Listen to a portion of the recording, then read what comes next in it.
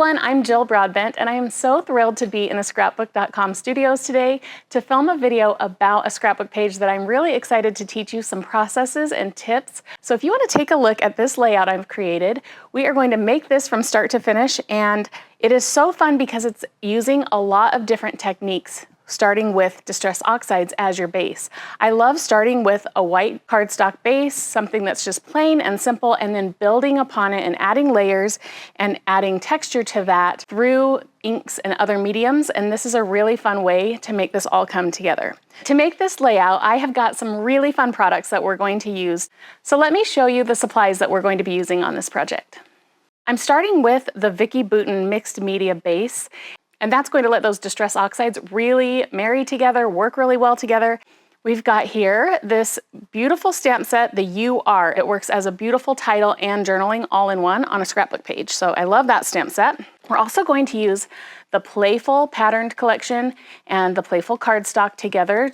I've got some pops of color because, of course, who doesn't want a little pop of color? Then we've got your mint tape. This is such a game changer when you're doing the die cuts. And so I've got that in multiple sizes. I've got a tiny attacher because we're going to add some fun thread and twine here on the tags. And then speaking of tags, look how amazing this set is. This is a must-have. I am using it all the time because tags are so versatile that I find myself reaching for this over and over. Now, another die cut set that we're going to use are these Market Bloom florals. There's so many varieties of florals, and then as well, you've got the leaves and the centers, and so we're going to be able to build some really beautiful flowers using these dyes and the distress oxides. I've also got some really fun distress oxide colors, and I chose ones that I felt paired really well with this playful patterned paper.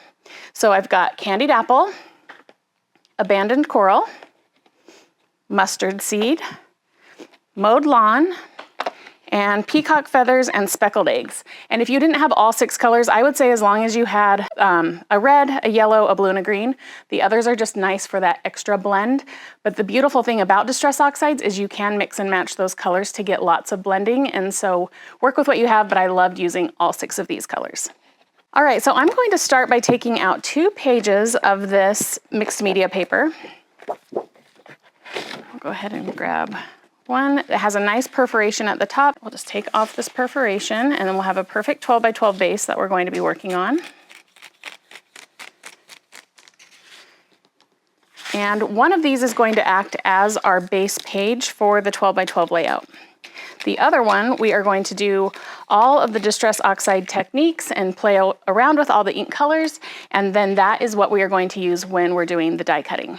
All right, I've switched out my project mat so that we can work with that white base and you'll be able to see it really well against this black. And then I've got my project grip mat. This is so great of a tool to have when you're working with mixed media and especially with these distress oxides, and I'll show you why. I'm going to put this off to the side and then add my white cardstock back into the scene so you can see then this is going to be kind of like my palette. I'm going to use this on the side as I'm working with the inks.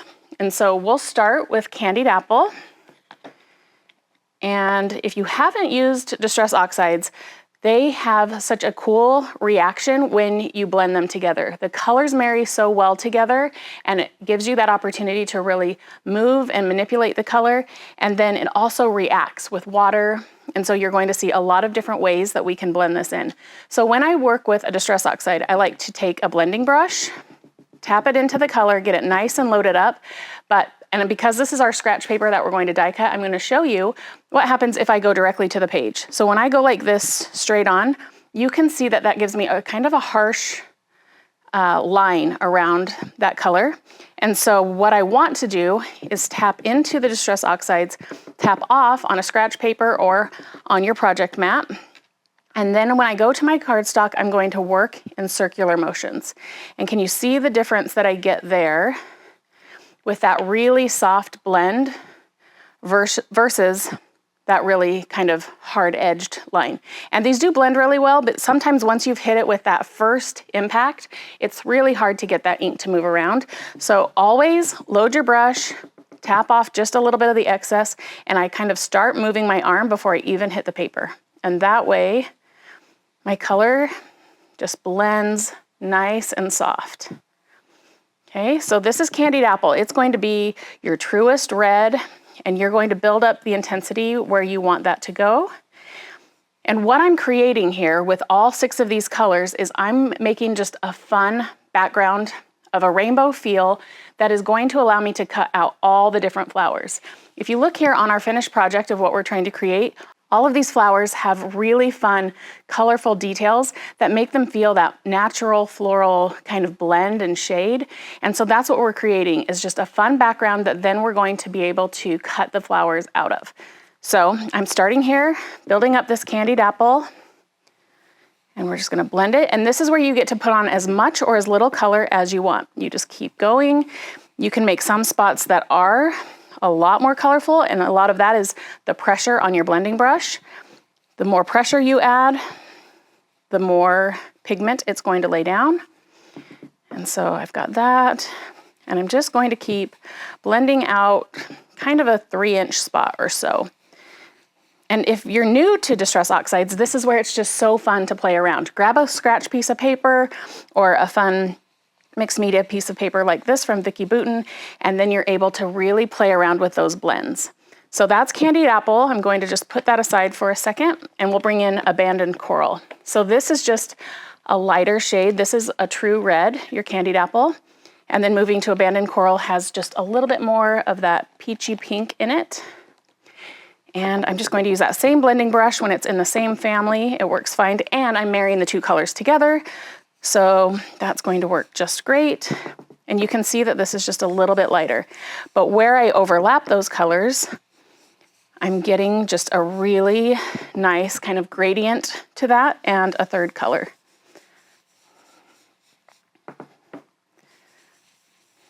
So again, the harder I press on my blending brush, the more pigment I'm laying down. Circular motions are going to keep that nice and soft. And you can see this is kind of giving me the peachy pink tone that I want.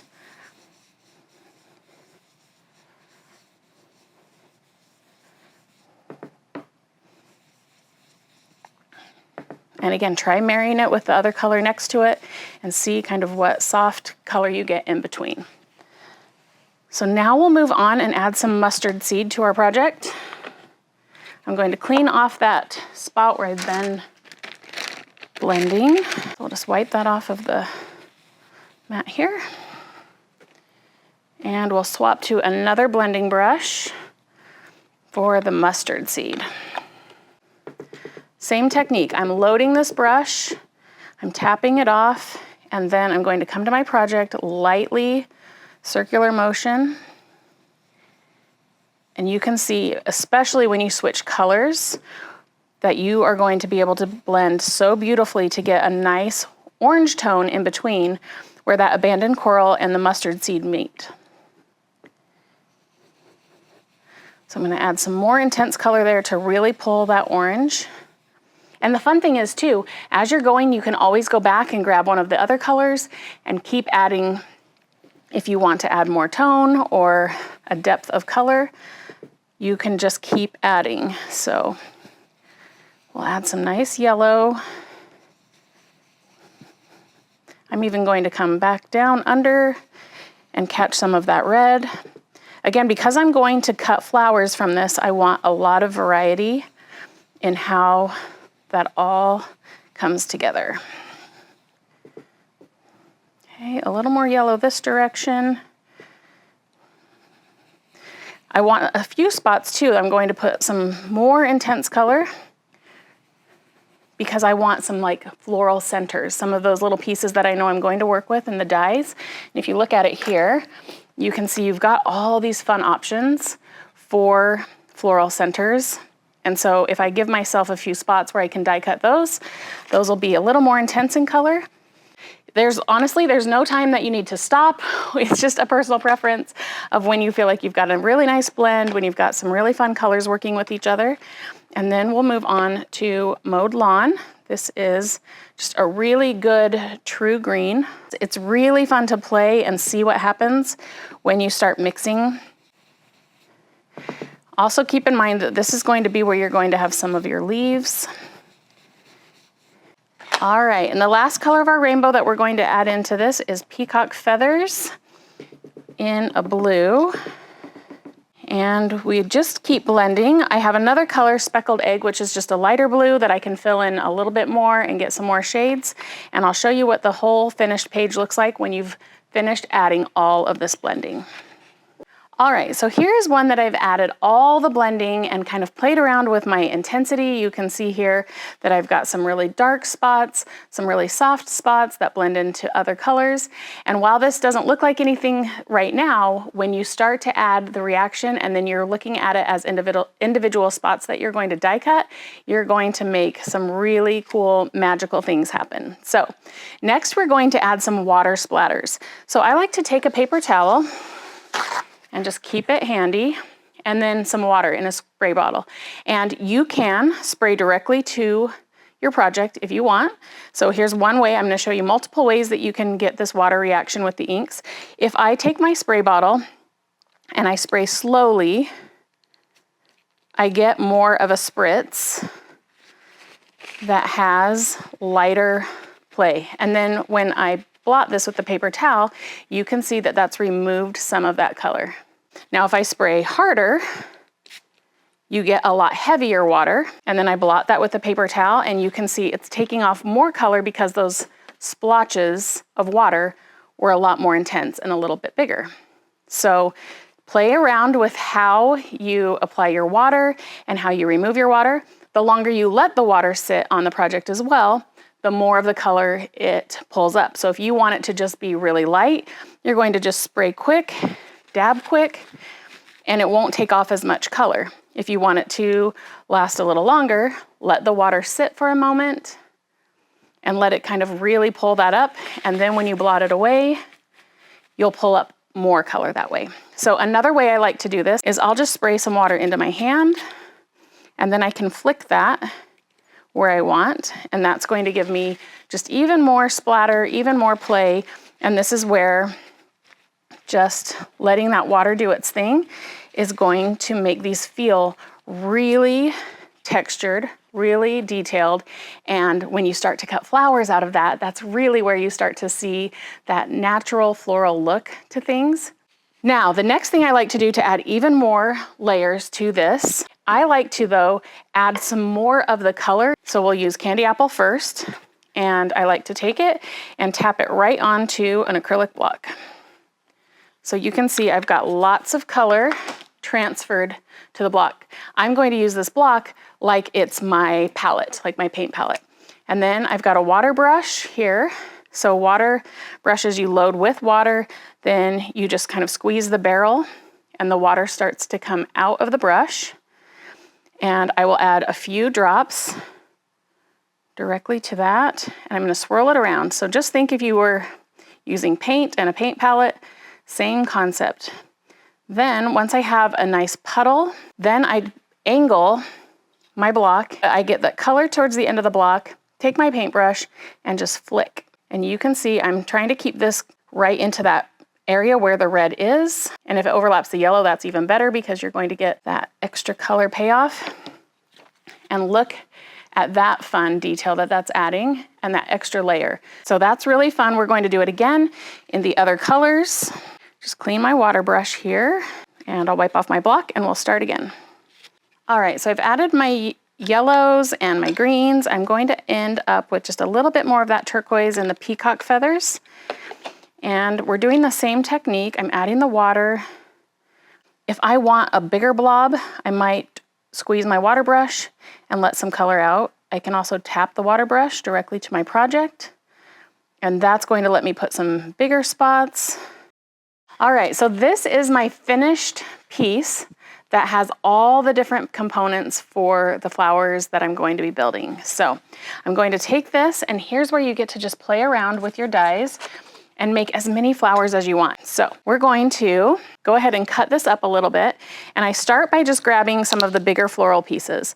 This is where you can just really kind of shop around on the paper as to where you want these pieces to go. So I love when one of the flowers overlaps where that blend happens, because that feels kind of like the natural feel of a flower.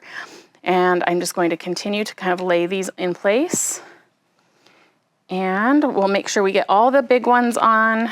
And then I'm going to use my mint tape and secure these down. And this is just going to hold them in place. And then I'm going to trim this out so that I can run it through the die cut machine. And it doesn't have to be perfect, but keep it as tight as you can so that you can feed it through and also continue to use some more of the space. And again, because I have so much good color here, then I'm going to come in with some of these other smaller pieces at the same time. Just kind of load up this piece that you cut. Even some of these spots where it blends to really light, you'll see how pretty that is when they're all cut. So for doing these die cuts, I have the Rose Quartz Scout, the smaller size here from Spellbinders with Scrapbook.com. It's adorable, but it's also perfect for when you're just doing some of these smaller pieces. So I'm going to take my platform base, my platform top, my magic mat, and we'll add those dies right in place. Top it with a cutting mat. I'll turn it this way so I can crank it, and this is just so fun to use. The color makes it even more fun, but honestly, it's a perfect tool for using this small size. And then we get the big reveal. It's like we've grown our own little garden here. It's so fun. All right, as I start to collect these florals, I'm going to add it to one of these small stack and sort trays. It's perfect for collecting all the bits and pieces when you're working with embellishments or die cuts like this. And look how pretty these are already turning out. It is so fun to kind of see your little flower grow. So then we'll move on to some of this area right here. Let's just go ahead and cut this into pieces that we can work with. And then let's just put on a few of these other florals. All right, so I've got this 4-inch mint tape, and that is going to cover this entire piece just perfectly. And let's send it through.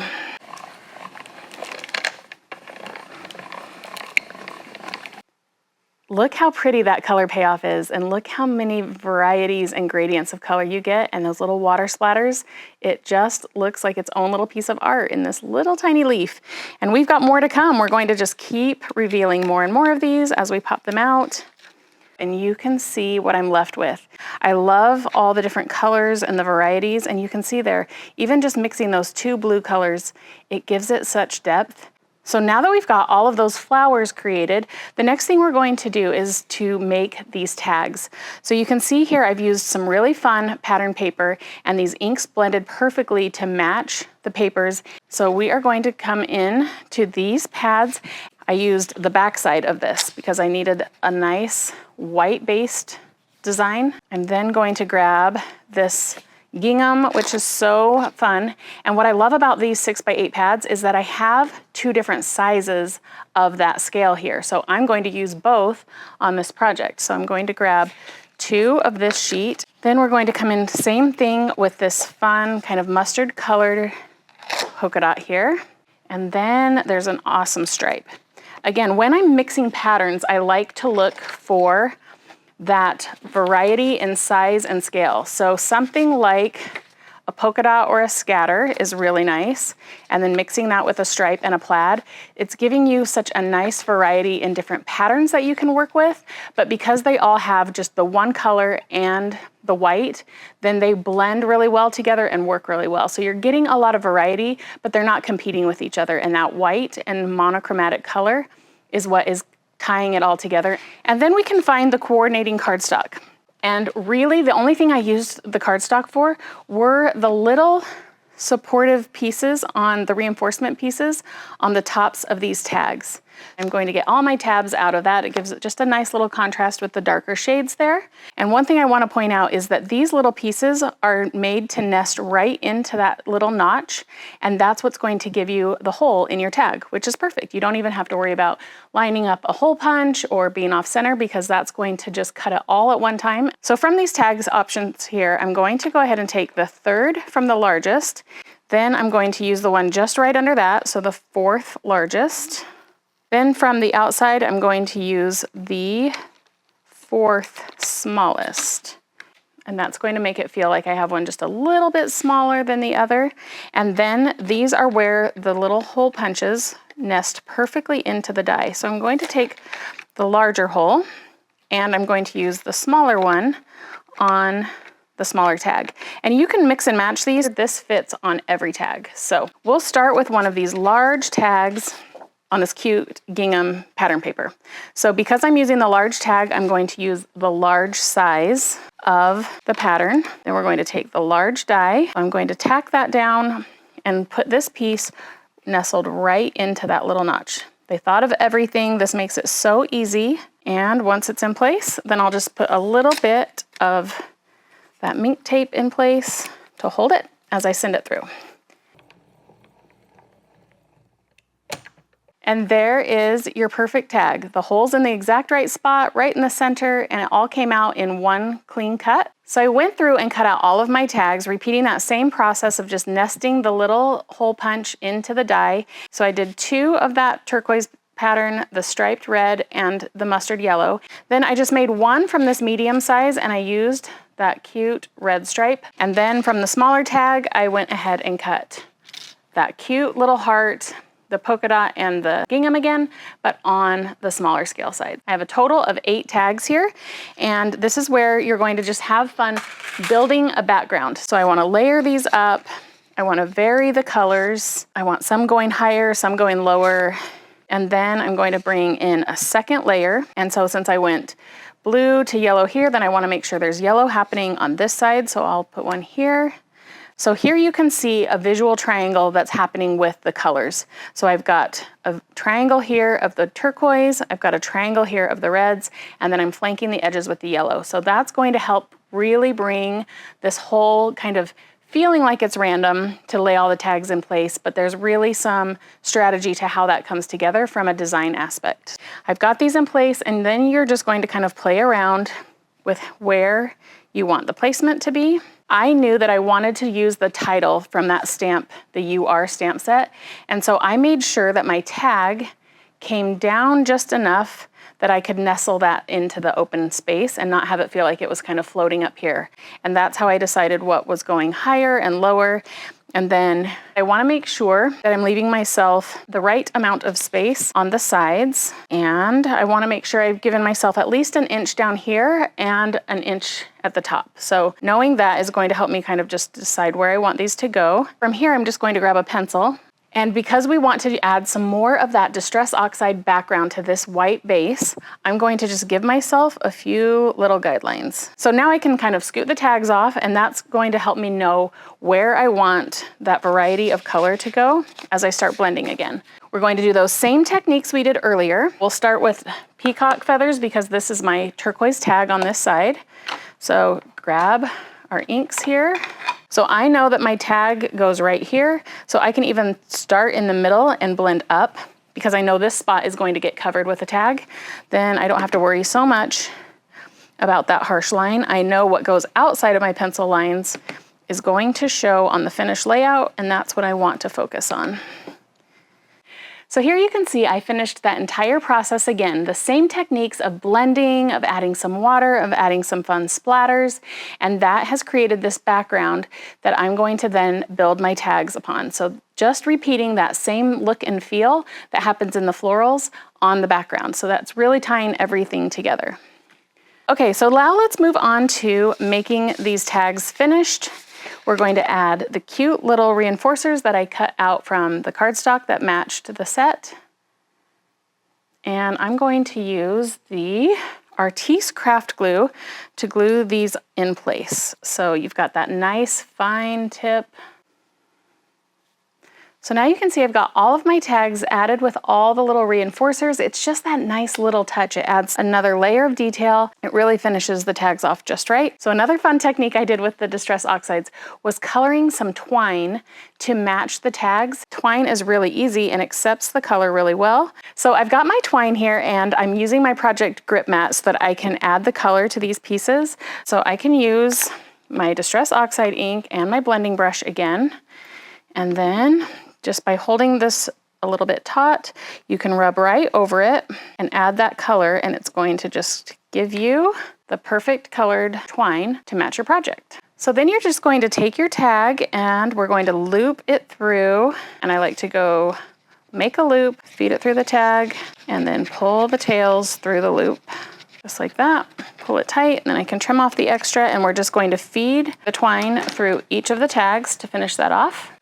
All right, so I've added the twine through the tops of all my tags with the coordinating colors. And the next thing I like to do to just give these, again, just a little bit more movement, a little bit more detail so that as they lay on the page, they have a little bit more texture, is I like to distress the edges of my tags. And so I do this by just keeping my scissors closed and scratching off just the edge of the color. And it reveals that white below on the printed pattern paper. And it also gives just a little bit of texture. It takes just a minute and makes a ton of difference in the look of your project. All right, so now we've done all of these preparation steps and we're ready to start building this layout. So we're going to grab our base and then we're going to just start placing those tags back into place. And so I'm going to start with just these at the top. I'm going to use my repositionable adhesive from Scrapbook.com in case I want to move them as I go. I am not adhering them all the way to the edge on purpose so that then there is just a little bit of that natural lift. I also like to not put adhesive everywhere so that I have that ability to kind of tuck and move as I want to. And I want that one to overlap the red just a little bit. Oh, and I had one more trick I was going to show you with this one before I glued it down. That's why I use repositionable adhesive, see? So with this one, I'm going to go ahead and cut the bottom with my paper trimmer, just about 1.5 inches off of this tag. I know that my other tags are going to layer it. This is going to let you have that length without needing the extra paper. So put him back where it was, and then we'll add this strip down below right here. Then as I add in my other tags, you can see that that's going to make that feel like the other tag continued all the way down as we overlap and layer this one. Then we'll tack this larger red tag right in over here. So next from here, I went ahead and stamped in my title. So we are going to go back to that stamp set, the UR stamp set from Scrapbook.com. I am going to take my block, and one thing I love to do with my clear stamps is line up both of them at the same time. And this one is perfect because the word R can nestle right inside of the loop to the U. So I'm going to season this stamp because it's brand new. When they're brand new out of the manufacturer, they just have that little bit of tack on them. And the way I like to season it is just kind of rub it on my skin just enough that the oils in my skin are going to take off that tackiness. And when you see that it's a little cloudy, that's how you know it's ready to stamp. I've got a VersaFine ink pad here. Any black ink will work just great. And nestle this right into that space above the blue tag, and you can see how fun that is. And while we're stamping, I'm going to do the word strips that are also included in this stamp. So you can see you've got lots of options here. You've got different sentiments that might apply to whoever this page is about. So I'm going to take another little bit of that white cardstock. So I'm going to cut myself a 1/2 inch strip, which will fit those words just perfectly. And then you can come in with the stamp set and choose your favorites. And we'll just stamp them all across this little strip and then cut them out. So I'll go with beautiful. I'm giving myself just a little bit of space on both ends of the strip before I stamp the next word so that I can cut them out and make sure I have just enough wiggle room. I do love using the VersaFine ink when you're doing such small sentiments because it gets a really sharp, clean stamp every time. And then we're just going to trim those out. Now, when I'm trimming these little words, I thought it was fun to make them look like they were some washi tape. And so if you know which direction you're going to be using it, like this one, beautiful, I used this side. And so when I'm cutting, instead of cutting straight, I hold my scissors still and I wiggle my paper. And then that makes it look like you've torn it, like it was like a piece of washi tape. So I'm keeping my scissors still and I'm wiggling my paper. And then I just kind of run my fingernail across it just so that it looks like I tore it right off of a roll of washi tape or something there.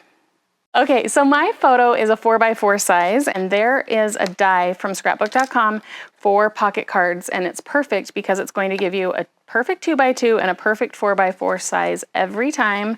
And we'll run this through the die. So with this 4x4, I'm going to add the 2-inch foam tape from Scrapbook.com. This stuff is amazing. It makes it so easy to have your photo popped up exactly as you need it. So I can take 2 small pieces of this 2-inch foam tape and line it up just right, and it's going to cover that entire base, and that's going to give me so much stability as I add this to my layout. So I want this to go right in the bottom right corner, and I want to make sure that I still see the bottom of these tags, and I don't want to cover that reinforcer. This makes it feel then like the tags are framing that photo in that bottom corner. So then I'm going to add the word strips. So I'm going to use this 1mm foam tape on the back of my word strips. And I'm going to add it above my photo just a little bit. And on some of these, I changed up how I attached them. So again, small little details, but this one I'm going to just kind of curve the edges, kind of round the piece, and then I'll take some foam tape, just a tiny little bit, maybe just a ½ an inch or so on the end. And on this side, I'll put a tiny bit of adhesive because I really just want it to stick in those 2 places. And I'll have this part pop up. This one, if I had my photo in place, it would just kind of overlap the photo. And then you can see that you've got just that little extra dimension. So I like to do that with some of them just to add variety to the little strips. And maybe this one I'll attach directly to the page so that some of them are flat, some of them are raised. The other 2 I'm going to put into my floral clusters. So that's kind of framing my photo, which is going to help me know too where I want the flowers to go. So now is the fun part where we break out all of our beautiful flowers. I'm going to take one of these larger kind of daisy florals, and I'm going to pop that one up. Again, on these, I want the dimension, so I'm using foam tape, but I'm also not going all the way to the edges because I want those petals to have a little bit of extra movement, and I know I'm going to tuck things in and around. And my goal with the floral cluster is to have it feel like it's coming out of the top left corner of my photo up towards that title. So I know I just want to kind of build my clusters that way. You just want to vary the colors and the layers. So we'll tuck this one in and just play around. Just have fun with the process of putting this together. And then I want to start playing with some of the leaves. And for these that are a little more loose and small, then I like to take the Artiste craft glue and put a little bit of that glue on the petals. And then I'll just tuck that. So I might lift this up a little bit and tuck him under. I want to always make sure though that I have the colors varied and also the leaves and things so that I've got some coming down in every different direction. And then I'm just going to fill in some of these extra spots. Okay, so then we'll play with some of these little middles and things. I'm going to just put a little dot of glue right in there. Then we'll grab a little yellow center for the middle of that. I couldn't leave it alone without adding a few pops of color, right? Because that adds so much little shine, detail, and it's fun to add. For the center of some of these flowers, I'm doing like 3 little dots together. Then I might do 1 larger dot. You can even add this in some of the petals. And then I also like to use these almost as if they were gems and things that I would use normally to just embellish.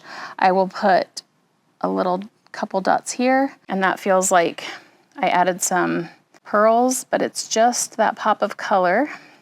And you can even add some to the edges of those words, which is cute too.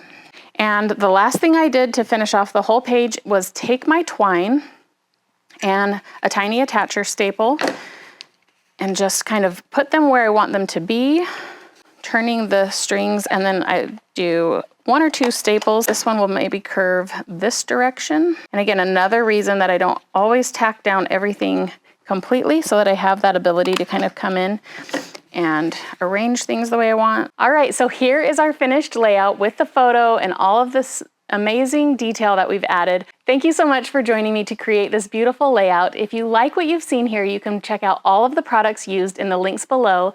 Be sure to like this video and subscribe to Scrapbook.com's YouTube channel to find even more inspiration all the time, and we'll see you next time.